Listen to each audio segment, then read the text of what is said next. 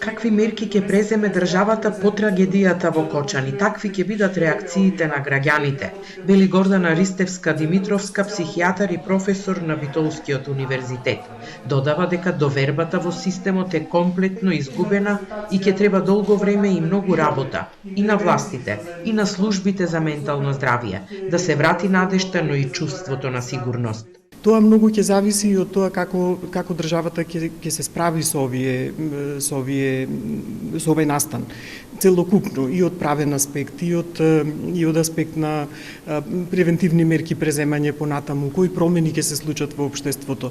Тоа народот ќе реагира на тие мерки. Ако тие мерки кои се преземени, народот не е задоволен од тоа, значи може гневот да се зголеми.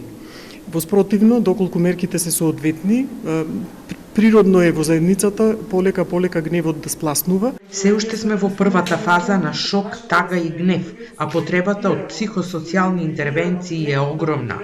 Неопходно е да се разговара, луѓето да не ги потиснуваат емоциите и да се уважи сечие мислење, велат стручњаците. Емоциите веќе нели ги гледаме, кои се тоа си еден страв за собствена безбедност, да не ми се случи мене, на моето дете, на моето внуче, нели еден страв од сигурноста која што ја имаме во државата.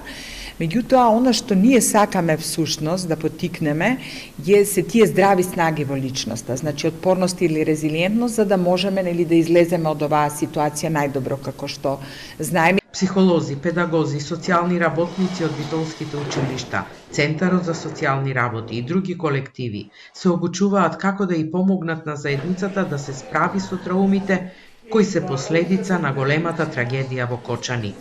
Од психолошкото советувалиште на УКЛО Битола, кои се организатори на работилницата, велат дека, иако населението од Пелагонискиот регион не е директно погодено, сепак сите сме засегнати од ситуацијата.